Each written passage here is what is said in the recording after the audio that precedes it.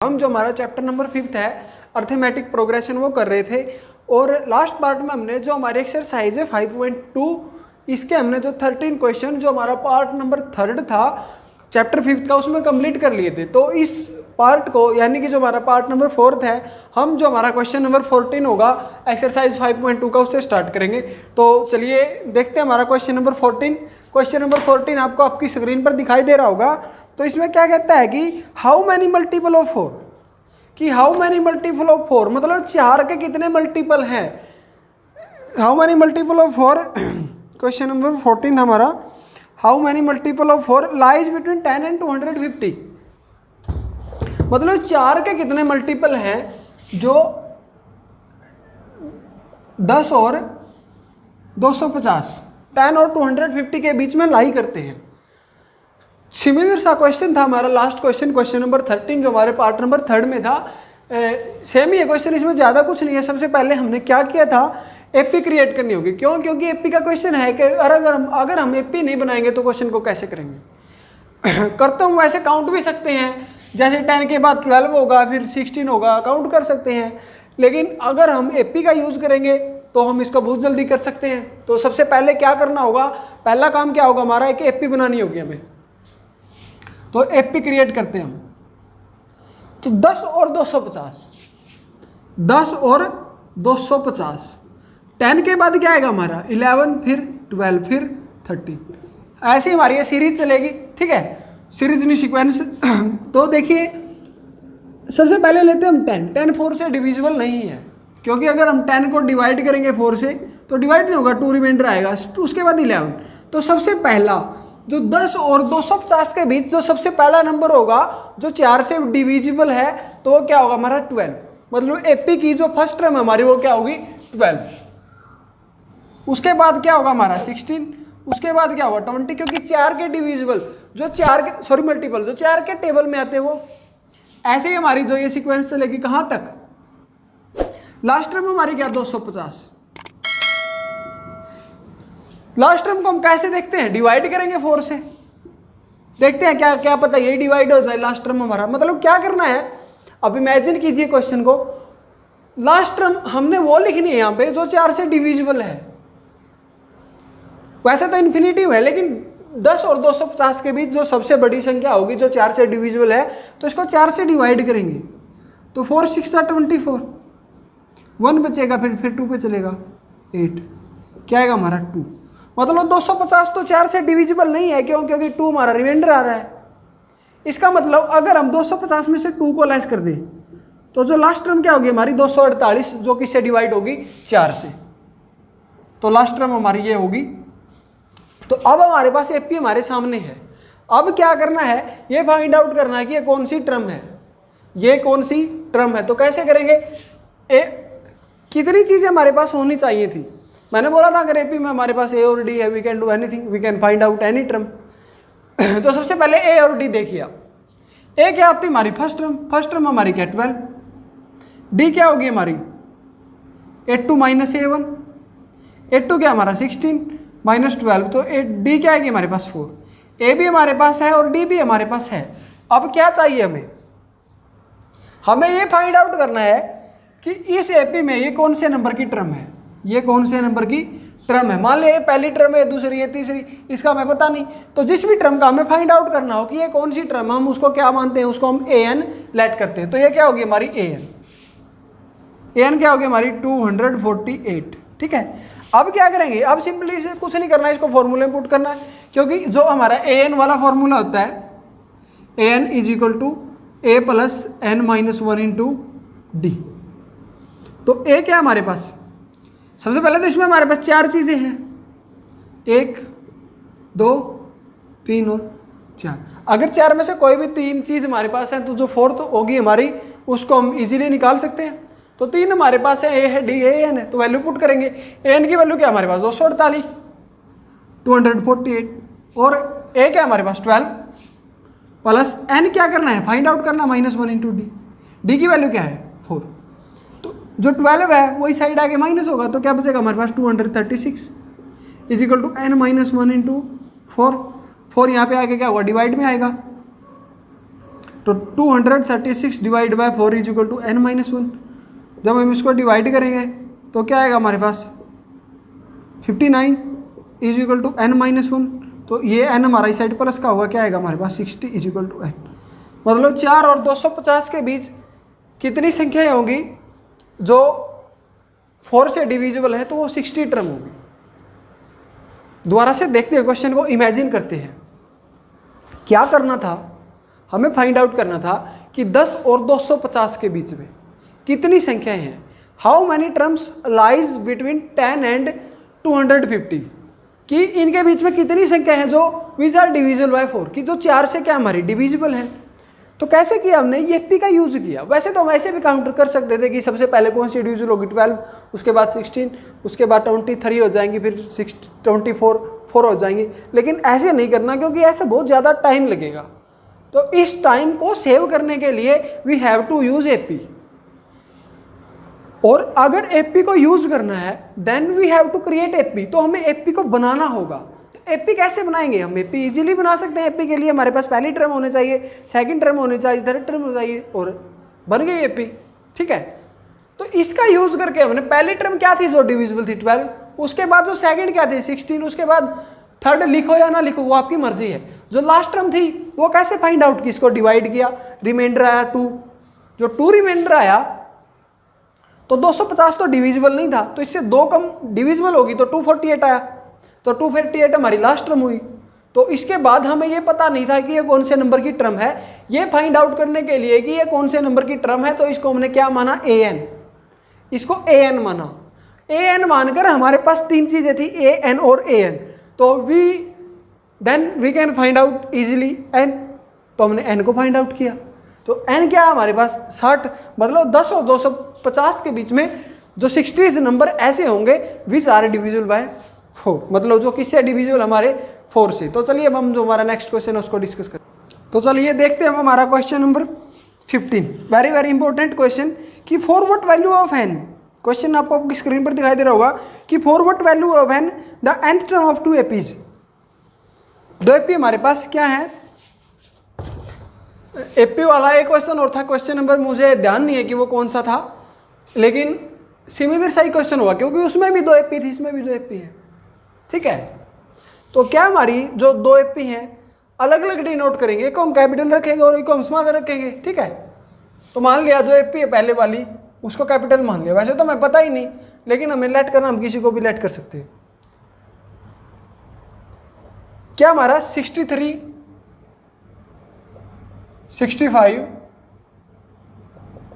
67, एक एपी हमारे पास ये है और एक एपी हमारे पास ये है।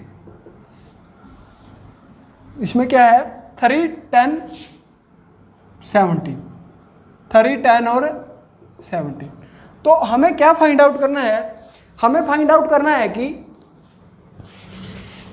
जो ये एपी है इनमें कोई ऐसी टर्म होगी जिसमें कि for what value of n, कि को मतलब मान लिया पहली टर्म है दूसरी है, वो बात आपको समझ में आएगी। यहाँ पे ये पहले वाली टर्म है, दूसरे वाली है, तीसरे वाली।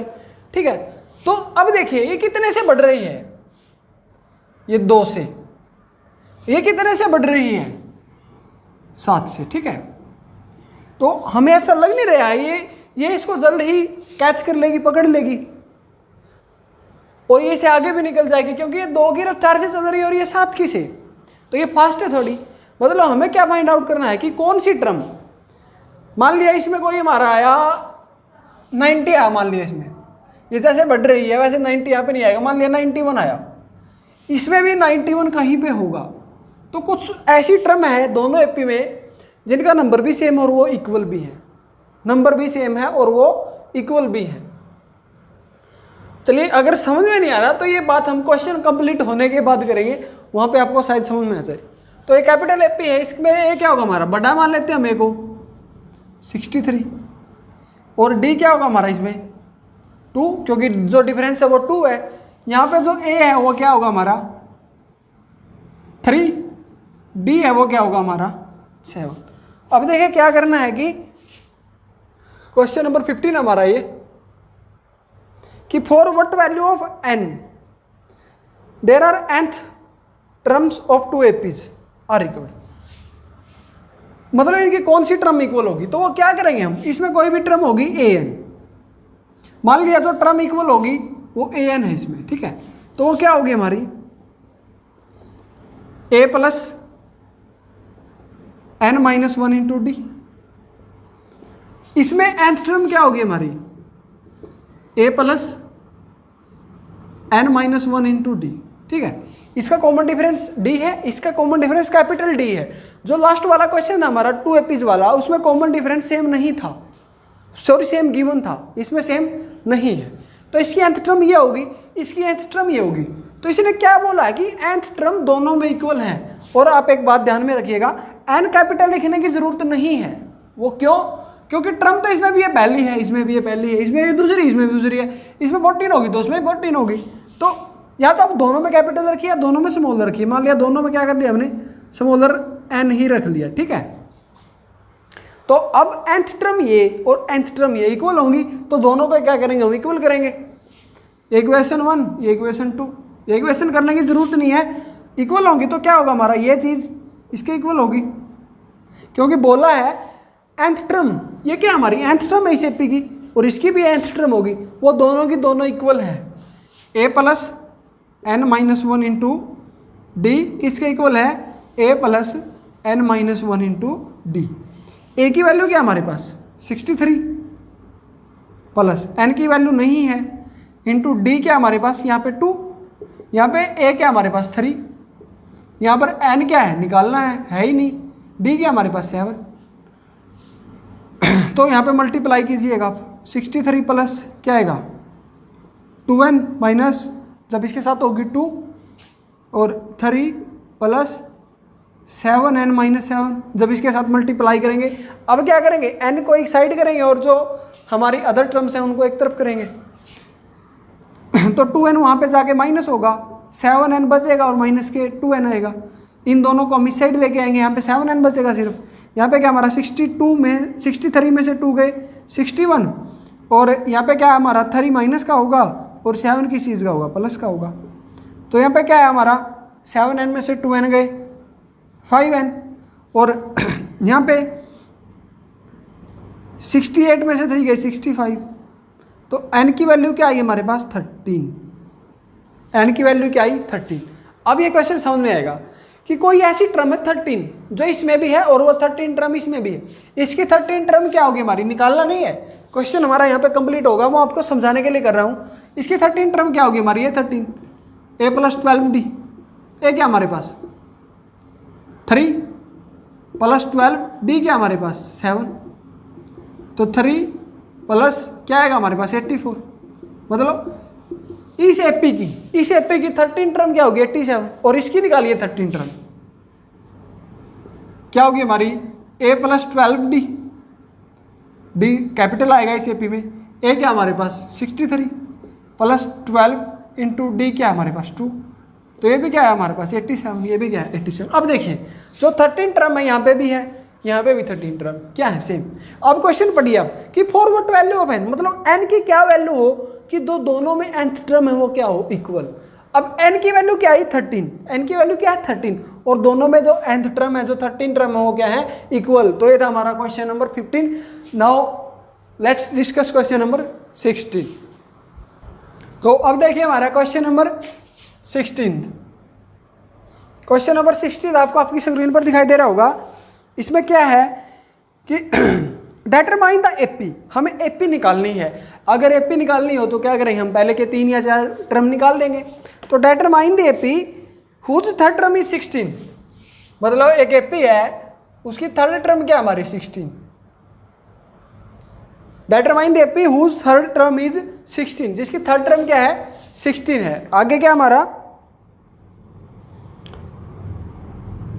And the seventh term, seventh term क्या लिखेंगे हम A7 and the seventh term, seventh term क्या है क्वेश्चन नंबर 16।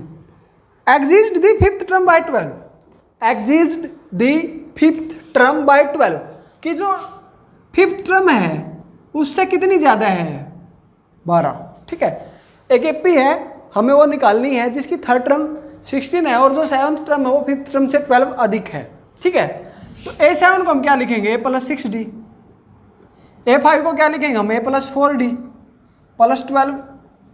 ए से कैंसिल आउट, ये इस साइड आके माइनस का होगा, 6D में से 4D गए, 2D is equal to 12 and D is equal to 6। तो D क्या है हमारे पास 6। दोबारा से देखते हैं, जो 7th टर्म है 5th टर्म से 12 ज़्यादा थी, 7th टर्म को क्या लिखा है +6D, 5th टर्म को क्या लिखा है +4D प्लस 12, ए से कैंसिल आउट, ठीक है। तो 6D में से 4D जब हम इस साइड देखेंगे माइनस होगा, तो 2D is equal to 12 and D is equal to 6। तो अब हमारे पास D है, यहाँ देखिए A3 क्या हमारे पास A+2D होता है, अब D हमारे पास है तो A हम निकाल सकते हैं।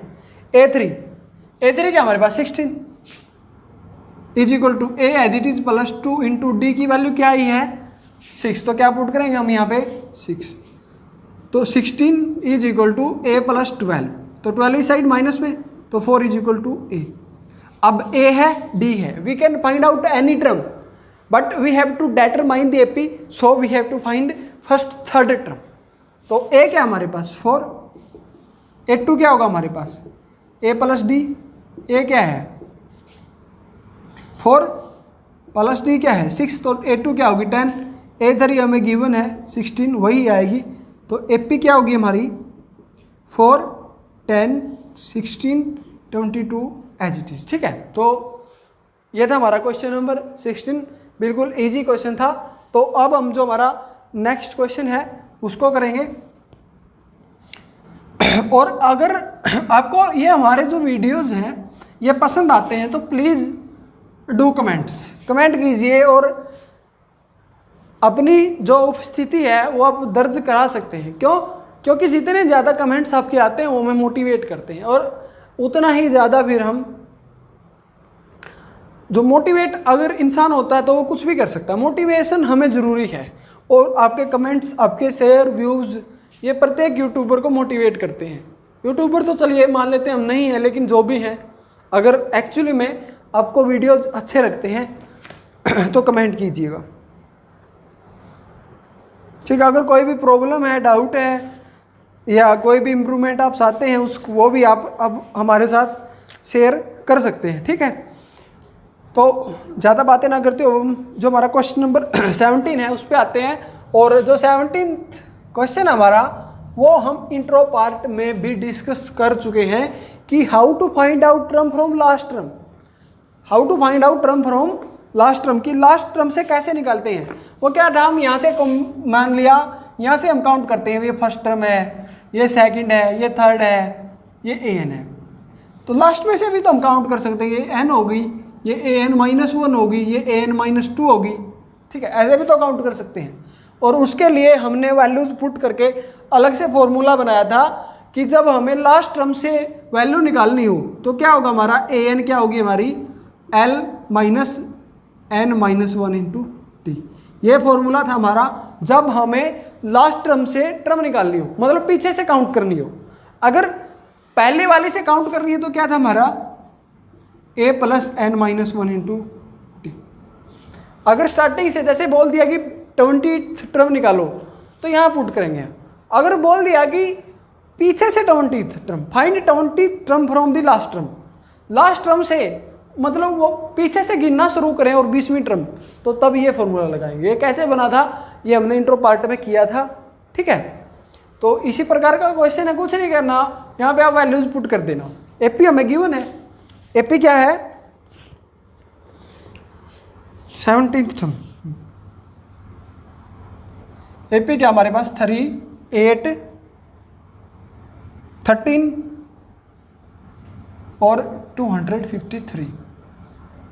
इस एपी की लास्ट से 20th टर्म हमें फाइंड आउट करनी है। मतलब जोन सी भी टर्म निकालनी है वो एन की वैल्यू होगी 20, ठीक है। अगर लास्ट से निकालनी है तो an is equal to L-n-1 into D. तो an क्या होगी हमारे पास, जो भी हमें टर्म निकालनी है वो क्या करेंगे हम an मानेंगे। तो an तो हमारे पास है नहीं, हमने निकालनी है। तो लास्ट से क्या होगी हमारी A20, तो क्या होगी हमारी L क्या हमारे पास 253, ठीक है। और माइनस n-1, n क्या हमारे पास 20 में से 1 जाएगा 19 इंटू डी क्या हमारे पास 5 आएगी जब निकालेंगे। तो 253 माइनस 95, तो क्या है कि हमारे पास 158। अगर हम पीछे से 20वीं टर्म निकालें तो क्या होगी हमारी 158। यहाँ पे हम 820 नहीं लिख सकते, यहाँ पे हम 820 नहीं लिख सकते क्योंकि वो लास्ट से है। अगर हम 820 लिखते हैं तो इसका मतलब क्या होगा कि पहले से लास्ट वाली टर्म, ठीक है। तो इसको क्या लिखेंगे, इसको an तो नहीं लिख सकते, ये हमें थोड़ा इस पर रिसर्च करना पड़ेगा, क्योंकि अगर हम यहाँ पे 820 लिखते हैं तो इसका मतलब क्या होगा, एपी की 20th टर्म है ये, लेकिन हम ऐसे नहीं लिख सकते इसको, क्योंकि पीछे से काउंट किया हमने, ये पीछे से को हम 820 डिनोट नहीं कर सकते, वो तो हम स्टार्टिंग से करते हैं, ठीक है। तो इसके बारे में डिस्कस हम अभी मुझे को इतना पता नहीं है, लेकिन इसको दूसरा तरीका भी है, वो हम उसको लिख सकते हैं। वो कैसे कर सकते हैं हम, सबसे पहले हम ये निकालेंगे कि ये कौन से नंबर की टर्म है, an मानेंगे इसको, ठीक है। फिर क्या करेंगे, जैसे मैंने इंट्रो पार्ट में बोला था कि ये an होगी, ये n-1 होगी। जो सेकंड टर्म है उसमें से 1 माइनस है, जो थर्ड टर्म है उसमें से 2 माइनस है, और जो 20th टर्म है उसमें से क्या माइनस होगा, वो क्या होगी हमारी n-19 होगी इक्वल टू। ऐसे भी कर सकते हैं, a प्लस n की जगह पर क्या रखेंगे हम, n-19 माइनस 1 हमारे पास है ही इंटू डी, क्योंकि अब तो ये फर्स्ट वाले से ही निकाल रहे हैं, अब यहाँ से हम वैल्यू निकाल सकते हैं। ये फॉर्मूला भी हम यूज कर सकते हैं और ये भी, ठीक है। तो वही वैल्यू यहाँ पे आएगी, ये क्या होगा हमारे पास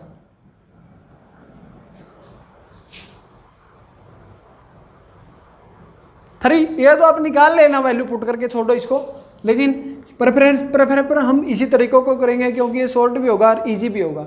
तो चलिए अब हम जो हमारा क्वेश्चन नंबर 18 है उसको डिस्कस करते हैं। अब देखिए हमारा क्वेश्चन नंबर 18 क्वेश्चन आपको आपकी स्क्रीन पर दिखाई दे रहा होगा। इसमें क्या है कि the sum of 4th and 8th term, sum है किसका, 4th टर्म और 8th टर्म का, वो कितना है 24। The sum of 4th and 8th term is 24 और दैट इज आवर इक्वेशन 1 नहीं लेट करेंगे अब इसको, ठीक है। और आगे क्या है, the sum of 6th and 10th term, the term of 6th term को A6 और 10th टर्म को क्या लिखेंगे हमें, 10th क्या है is 44 and we have to find out the AP. हमें क्या फाइंड आउट करना है, एपी को। इजी सा क्वेश्चन है, ऐसे क्वेश्चन हम बहुत कर चुके हैं पहले, बस यहाँ पे कुछ नहीं है, दो टर्म है इसको भी आप कंसेप्ट ही लगा सकते हैं। अगर 2 टर्म का जोड़ दिया हमने 2 बार तो तब हम एपी को कैसे निकालें। क्वेश्चन देखिए 4th टर्म और 8th टर्म का जोड़ 24 था और 6th और 10th टर्म का जोड़ 44 था, ठीक है। तो इसको हम क्या लिखेंगे, A4 को a plus 3d plus a 7th को क्या लिखेंगे हम, a plus 7th d is equal to 24। a और a 2a 3d और 7d 10d is equal to 24। अब यहाँ से 2 कॉमन आ रहा है, अगर आपका मन कर रहा है तो ले लीजिए, नहीं कर रहा तो रहने दीजिए। चलिए ले लेते हैं हम a plus 5d is equal to 24, that is our equation 1। एक इक्वेशन हमारी यहाँ से बनेगी, a plus 5d 6th term को लिखेंगे और 10th टर्म को a plus 9d is equal to 44। और a और a, हाँ 2a, a और a क्या होगा हमारा 2a और 5d और 9d क्या होगा हमारा 14d इज इक्वल टू 44, ठीक है। तो 2 अगर यहाँ से कॉमन लिया तो यहाँ से भी लेंगे, a plus 7d is equal to 44। Mistake, वो देखिए आप, अगर 2 कॉमन लिया है यहाँ से तो 2 यहाँ पे आएगा और उस साइड जाके डिवाइड में होगा, तो a plus 5d is equal to 12 और ये इक्वेशन नंबर 1 होगी। तो यहाँ पे भी तो 2 कॉमन आएगा, तो यहाँ पे क्या आएगा हमारा 22, ये हमारी इक्वेशन नंबर 1 होगी। क्या किया है, यहाँ से 2 कॉमन लिया और इस साइड आके डिवाइड में चला जाएगा वो, ठीक है। तो अब ये 2 इक्वेशन है, ये 2 इक्वेशन हमारे पास क्वेश्चन नंबर 4th 5th से स्टार्ट होती थी। 4 या 5 क्वेश्चन किए थे, जब हमारे पास 2 इक्वेशन थी तब हम इनको सोल्व कर सकते थे, क्योंकि ये हमारी लीनियर इक्वेशन इन 2 वेरिएबल्स होंगे, किसी भी मेथड से इसको हम सोल्व कर सकते हैं। तो क्या करते थे हम, सब्ट्रैक्ट करते थे, ठीक है। कौन सी में से, यहाँ पे D7 है, यहाँ पे 5, तो सेकंड में से फर्स्ट को लेस करेंगे। Subtract equation first from second, second में से इक्वेशन फर्स्ट को हम माइनस करेंगे। सब्ट्रैक्ट इक्वेशन 1 फ्रॉम सेकंड, तो सबसे पहले सेकंड लिखेंगे हम a + 7d = 22, और इसको माइनस करेंगे तो इसके नीचे ही लिखेंगे हम a + 5d = 12। इक्वेशन 1 तो ये कट जाएगा हमारा, 7d में से 5d गए 2d, ये क्या होगा हमारा 10, तो d क्या है हमारे पास 5, और d है उसको किसी कहीं पे भी हम पुट कर सकते हैं। मान लिया हम d को यहाँ पर पुट करते हैं 5, तो a क्या होगा हमारा 5 × 5 25 = 12, a क्या होगा हमारे पास -13, तो ये होगा a और ये होगा d। तो AP हमें फाइंड आउट करनी है, तो a है हमारे पास। उसके बाद AP निकालने के लिए पिछले वाले क्वेश्चन में भी किया था, क्या करते थे, second term third term 3 term हम निकालते थे। तो सेकंड टर्म क्या होगी हमारी a + d, सेकंड -13 + 5 क्या आएगा -8 आएगा, फिर a3 वो क्या होगा हमारा a + 2d, तो a क्या हमारे पास -13 + 2d क्या होगा हमारा 2 × 5, तो क्या आएगा हमारे पास -3। तो AP क्या होगी हमारी, पहला टर्म क्या -13, सेकंड टर्म क्या हमारे पास -8, थर्ड टर्म क्या हमारी -3, फोर्थ टर्म क्या होगी, ऐसे ही चलती जाएगी AP, तो -2 होगी हमारी पॉजिटिव, फिर 7, ठीक है। तो AP है कुछ हमारी जो इस प्रकार होगी। ये था हमारा क्वेश्चन नंबर 18। अब देखते हैं हम जो हमारे लास्ट के 2 क्वेश्चन बचते हैं, क्वेश्चन नंबर जो 19 है और क्वेश्चन नंबर 20 है।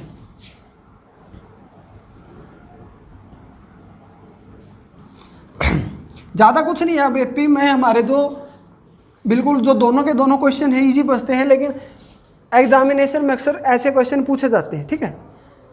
तो अब क्या है कि Subbarao started work, question number 19 आपको आपकी स्क्रीन पर दिखाई दे रहा होगा कि सुब्बाराव स्टार्टेड वर्क इन 1995।